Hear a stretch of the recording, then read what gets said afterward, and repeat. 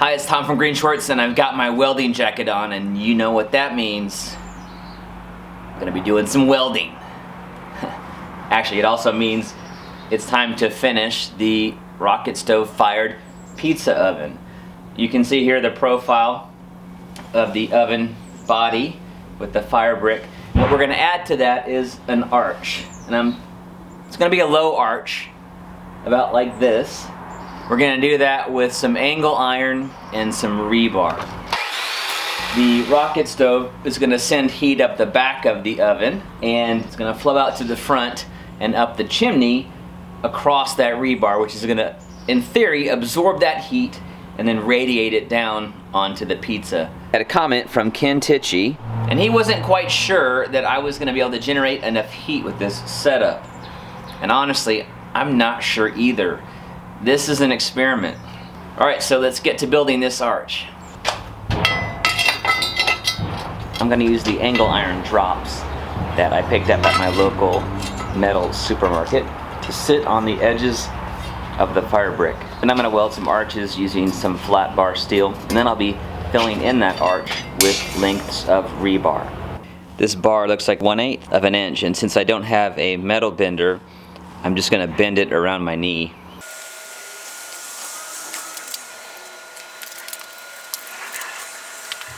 Now I'm gonna mark and cut 3 sections of arch. At least I hope I can get 3 out of this piece. Actually, I'm gonna be able to get 4 sections, so I'm gonna go ahead and cut all 4 of those.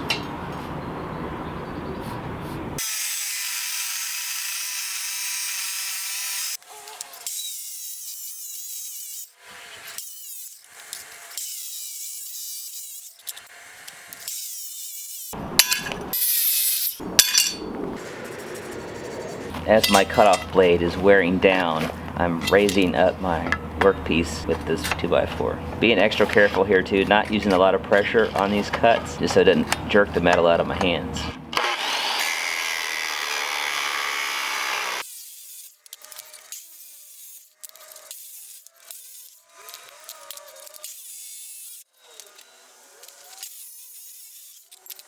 I asked for some feedback on my welding in the last video, and one of the comments I got had suggested a touch more of wire speed, as well as a little bit higher voltage. I've got the $200 welder from Amazon, so I don't have the option of going with higher voltage other than max, but I do have a chance to do a little more wire speed, so I'm going to start with a little bit higher wire speed, a touch, and we'll see how that works with the voltage. I may try the higher voltage as well, although the chart inside the welder recommended this particular setting for the size of metal I was welding. If you're curious about this little welder, I will put a link to it in the description below. While I'm at it, I'll add a link for my gloves and the welding jacket as well. Of course, I'm borrowing Chad's welding helmet, but I will put a link to the one that he recommended that I buy as soon as I'm ready to make that purchase. I know some of the bargain hardware stores have auto darkening welding helmets that are on the inexpensive side, although the only experience I've had with those is friends of mine returning them because they didn't work right. Your eyes are precious. Spend the money on a good auto darkening welding helmet. I can say that using the one that Chad's let me borrow has revolutionized my welding, just because I didn't have to flip up, flip down the welding helmet that came with the welder. The fact that the lens will auto darken just really speeds up the process. Although the shade on this is just fine from an eye protection standpoint. It's more about convenience. Alright, let's weld up this arch.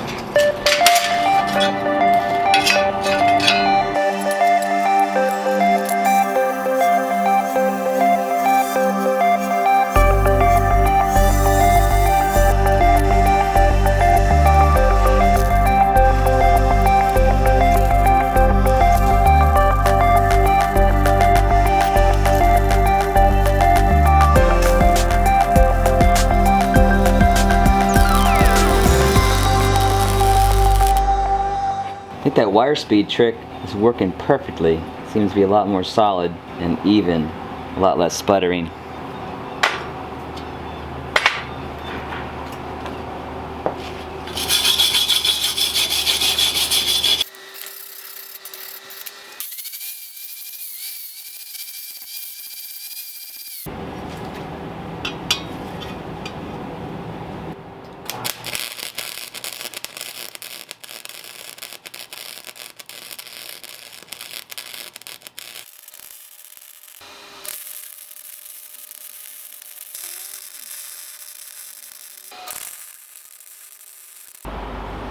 This front arch is going to be a little bit closer because I want this section here to be the area for the chimney. It's going to pull the heat up out the top versus blowing it out the front of the oven.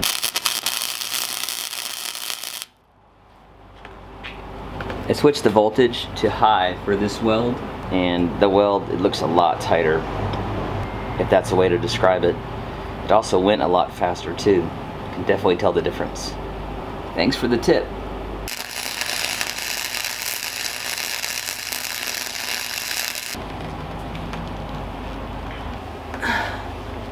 Let me just say, and I will say I'm still a novice, but being able to add welding to the skills that I have is going to open up a ton of opportunities just to have fun, to try different things, and I'm actually really excited about being able to do that.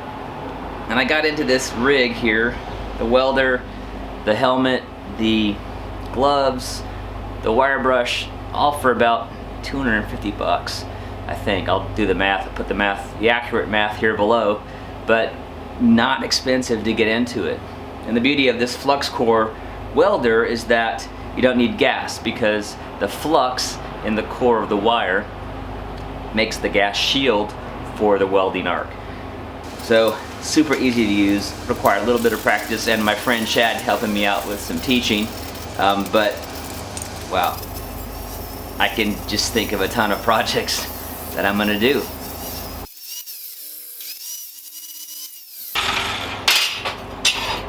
Now I'm gonna start adding the rebar.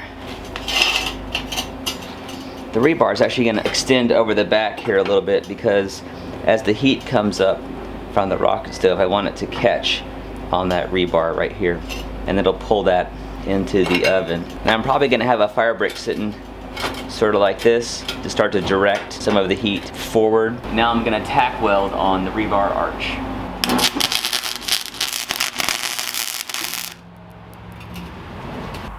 I blew a fuse.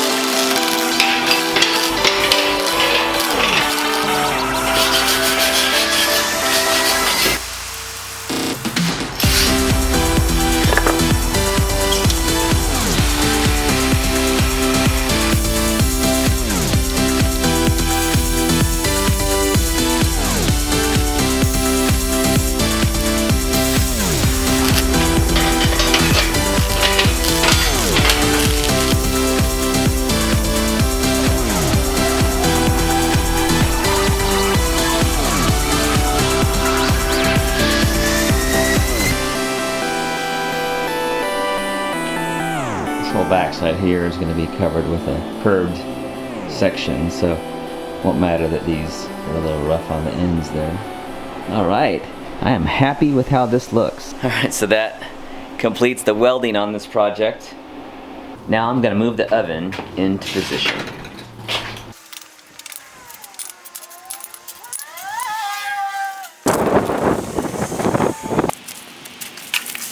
Before I put the base on top of the rocket stove, I'm going to clean out all of these leaves. Okay, most of these leaves. And now the oven base fits right on top of the rocket stove. like this. And then I'm going to shore it up with some salvaged bricks.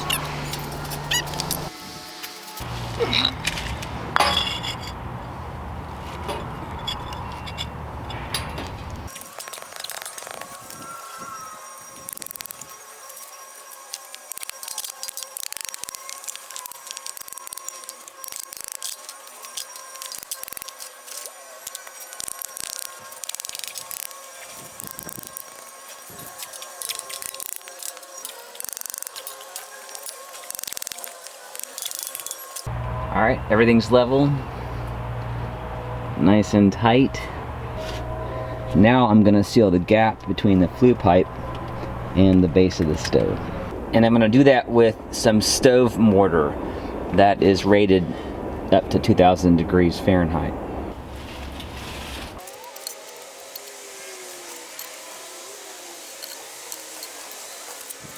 Kind of looks like peanut butter. Don't eat it.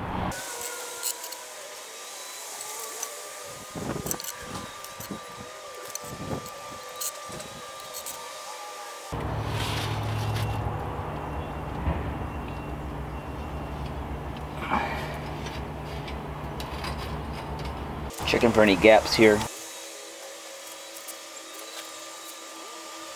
I had a comment from someone that noted that these flue pipes are actually not rated for high temperature. Once a fireplace fire reaches up into the chimney, it's lost a lot of its intense heat. But the intense heat is pretty close to this, and I've actually heard it crack during a burn. So I've actually got some kale wool that I'm going to line this with so it can really withstand high temperatures. I'm also going to add a full fire brick to the back of the firebox area and mortar that in as well to help protect the back of the stove, which has got a thinner fire brick in it. This actually came with these gloves to handle it. It's not good for your skin. I've cut the kale wool to fit, and I'm going to put it down the chimney. I'm going to seal up the top of this with a little bit more of the stove mortar.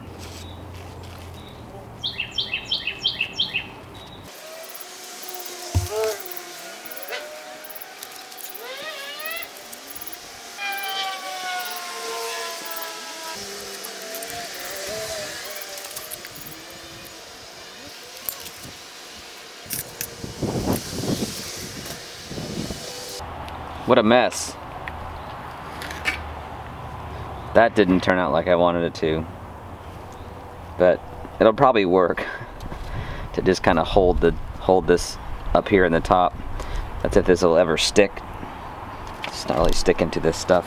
Alright, enough messing with that. But I think it's going to do the job. The kale wool and the fire bricks going to bring as much heat up the back of that stove into the oven, which is what we're looking for. So now I'm going to add the fire brick base and the rebar arch, and then we'll start the process of sealing the arch and adding the perlite and concrete.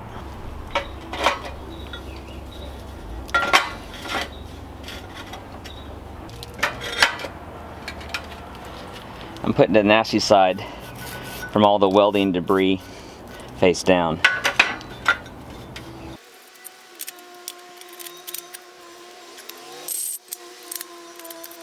To attach the side bricks, I'm going to use the same fireplace mortar that I used for the building of the stove.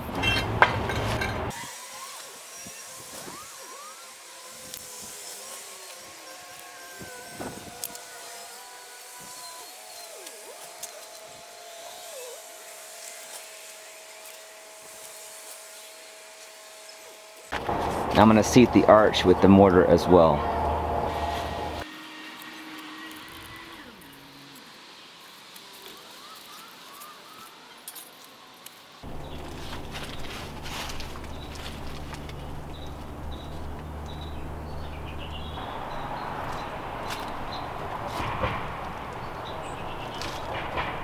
Now I'm going to seal the gaps in the arch with the stove mortar.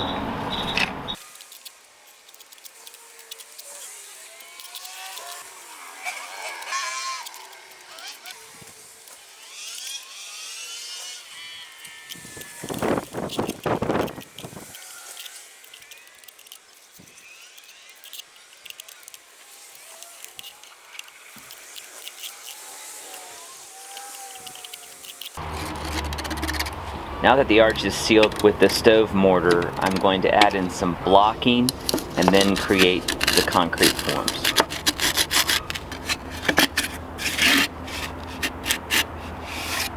For the sides, I'm going to clamp on some concrete siding.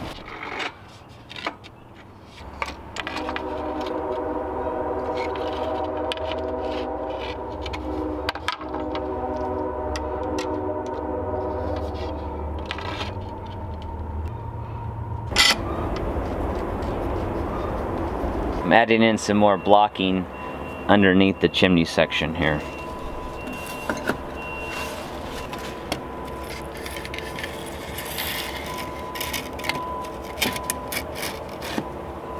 And for the front, I'm going to use a piece of foam insulation that I've trimmed down to fit.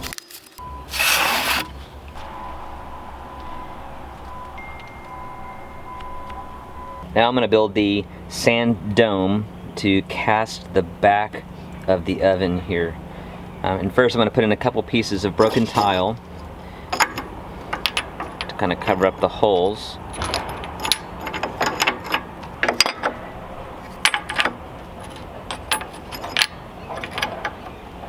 And I've cut some more of the foam insulation to cover up the top of the chimney. And I've cut them into two pieces so they're easier to get out. I've got a bevel cut on the back side here because I'm actually going to set a fire brick in like this just above that.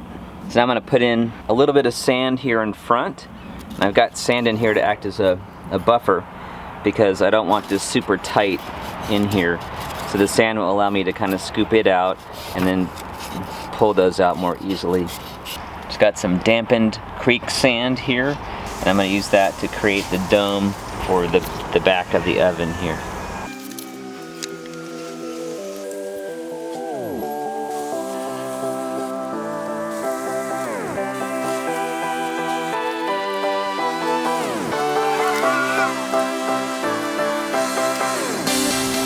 Now that my dome is complete, I'm going to cover it with newspaper to provide a layer between the concrete and the sand. I've actually wet this down a little bit just to help it bend a little better, conform to the sand.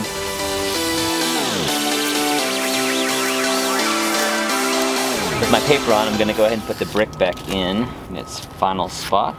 Just make sure I get concrete underneath it. It's getting dark, but I've got to get this concrete mixture on before the sand dries out. So I'm going to go ahead and mix it up: Portland cement, sand, and perlite, and then with water, of course.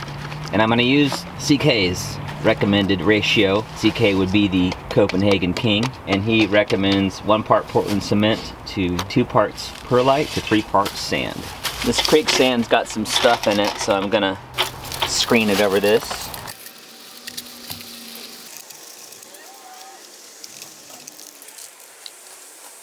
The nice thing about using creek sand is it's free. You can get to it legally. Alright, there's our 3 parts sand and now 2 parts perlite. Perlite, of course, is a mineral. It looks a lot like styrofoam pellets. I had someone that was concerned that I was using styrofoam in my mixture. And that's just going to provide air pockets and therefore insulation in our concrete mixture. Go ahead and mix these ingredients dry.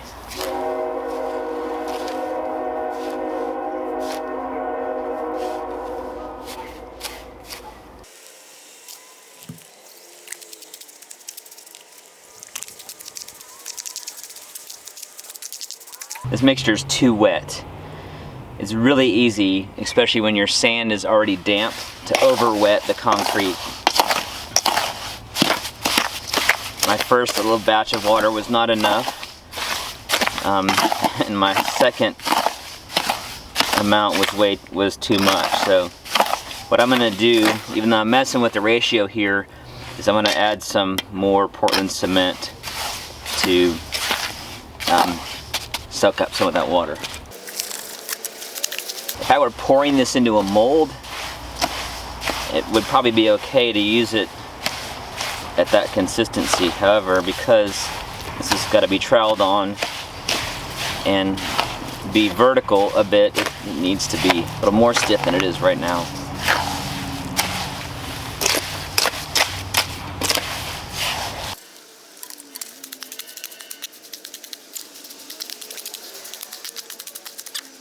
Still not perfect, but I'm gonna use it. Wish me luck. Pull this brick off real quick.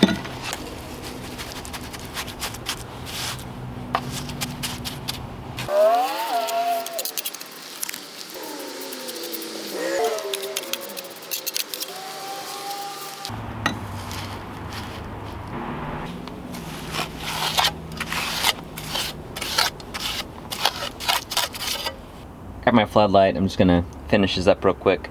Putting a scratch coat on the back of the brick just to tie that whole area together, and then I'm gonna leave it kind of bumpy so I can put a top coat on.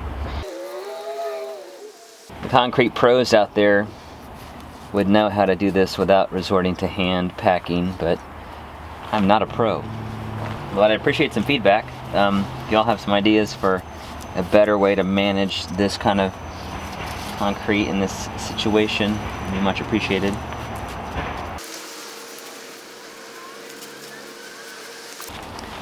Alright, so I've used up most of what I've prepared, and I'm actually happy with this. It probably looks a little messy at this point, but this is just that scratch coat we're going to cover with a smooth finish. So, alright, I'm going to let this cure, harden overnight.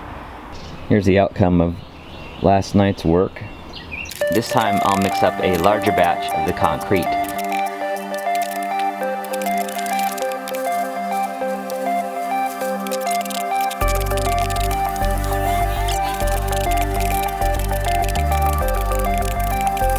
Alright, CK, what do you think? Is that a good mix this time? Maybe a little wet still. You're the pro, man. I'm looking to you. I did remember to bring out a glove today. Protect the hands.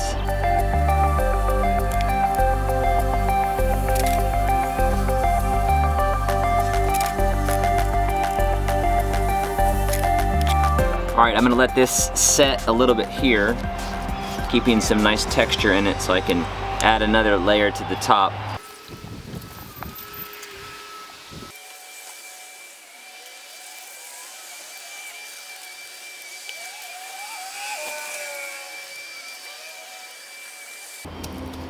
Got this sand pretty wet, so it holds that steep shape there. My goal, of course, is to use this paint can for the top.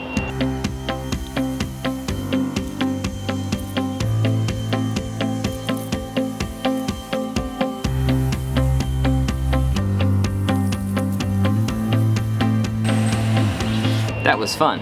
I'm sure to have enough paper around here that the lip on the bottom of this can won't get stuck in the concrete. Need to be able to pull this out. Worst case scenario, I could always melt it out, but I'd rather not do that. Mix up a small batch of concrete, and I'm gonna just line the back of the chimney and finish out the raised area of the back of the oven so I can pack the perlite in. Got a very narrow area of the concrete here in the front of the chimney, maybe a little more narrow than I wanted, but it's sort of a done deal at this point. So what I'm gonna do to help reinforce that thin area is put in some fence that I've cut to sort of serve as some rebar. I'm gonna cover the arch in this stove with a 1.5 inch layer of pure perlite to act as a layer of insulation. But first, I'm gonna soak the perlite in water so that it stays in place until I can encapsulate it with concrete. I'm gonna let this soak for a few minutes so it can absorb the water. And now I'm gonna pack the perlite.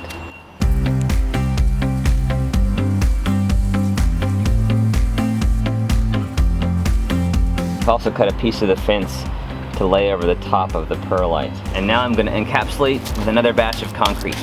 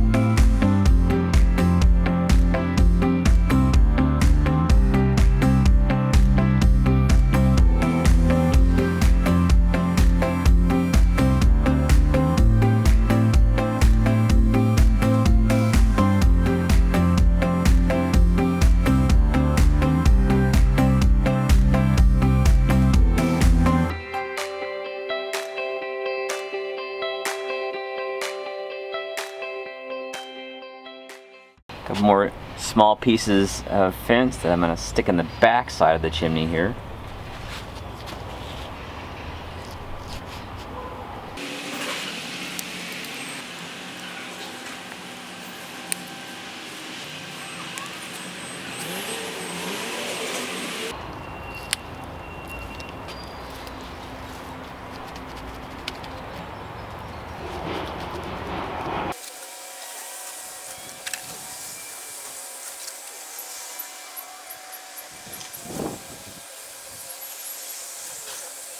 I'm going to let this harden a little bit at this level before I add any more.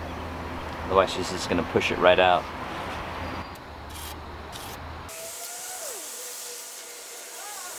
I stiffened up the mixture that I had left by adding a little bit of dry cement to it. That'll help it hold the vertical here as I go up with the rest of the chimney.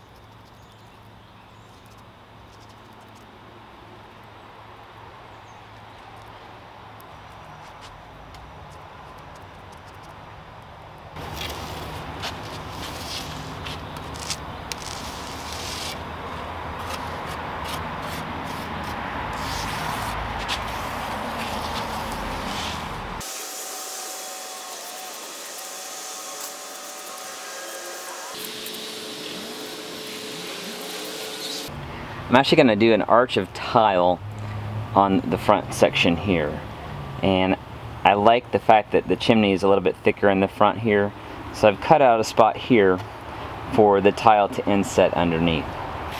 While this is still curing, I'm going to support the arch with some foam.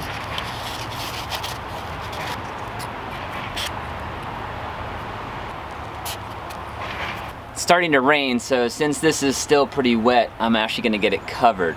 I don't want the rain washing away the concrete until it has time to cure a little bit, and then it needs to get wet. And hey, comment section, how long does it take for concrete to cure? Thanks! I got a lot of great comments regarding the cure time for concrete in a couple videos, and I really appreciate that kind of feedback from you guys in the comments. So keep those good comments and suggestions coming. I'm always willing to learn. So this oven should be pretty much functional as it is, but I am going to dress it up a little bit with some tile and of course add the hearth to the front. I'll do that in another video. Once this has had those 28 days of cure time and it's ready to fire, I'll do the finish up and the test firing in one final video in this series. Thanks so much for watching. I'm really happy with how this oven turned out. I'm really excited about testing it out and making some pizza. So cross your fingers with me that this thing will produce the degrees of heat we need to bake a pizza. As always, our mission here at GreenShortz is to help you see green so you can be green, and save a little green by doing it yourself. Thanks so much for watching.